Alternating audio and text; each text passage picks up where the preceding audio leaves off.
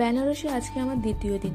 মহাদেবের মন্দিরে পুজো দেওয়ার জন্য আমি সকাল সকাল ঘুম থেকে উঠে গিয়েছিলাম। আর এখান থেকে তোমরা দেখতেই পারছো যে সকালবেলাটা এই গঙ্গার ঘাটটা কতটা সুন্দর লাগছে দেখতে। তো এই যথারীতি ফ্রেশ হয়ে আমি গিয়েছিলাম হচ্ছে মন্দিরের উদ্দেশ্যে। আর এই বেনারসের অলিগলিতে দূরে দূরে তোমরা ছোট ছোট মন্দির প্রায় পেয়ে যাবে। তো যথারীতি আমি মন্দিরের সামনে পৌঁছালাম। এই হচ্ছে করিডোরের মেন গেটটা, মানে 1 নম্বর গেট, যেটা একদম গঙ্গার সামনে।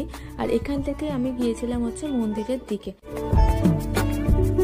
আর মন্দিরে পুজো কমপ্লিট করার পর আমি যখন বের হচ্ছিলাম তখন আমার চোখে পড়লো এই একটি মন্দির, যেটির মধ্যে মহাদেব একদম নিচে অবস্থিত হয়ে রয়েছে। তো এখানে ঘোরাঘুরি কমপ্লিট করার পর আমি সোজা গিয়েছিলাম হচ্ছে কাল ভৈরব মন্দিরে পুজো দেওয়ার উদ্দেশ্যে। প্রচন্ড লাইন পড়েছে, যথারীতি লাইনের মধ্যে দাঁড়িয়ে পুজো কমপ্লিট করার পর আমি যাচ্ছিলাম হচ্ছে গঙ্গার ধারে।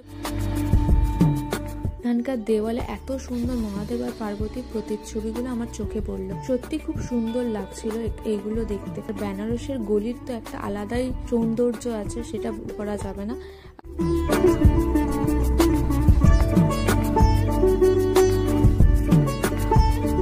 আর 1 কাপ চায়ের সাথে আমি এখানে বসে গিয়েছিলাম হচ্ছে এই সামনে এই এত সুন্দর সৌন্দর্যটাকে উপভোগ করতে।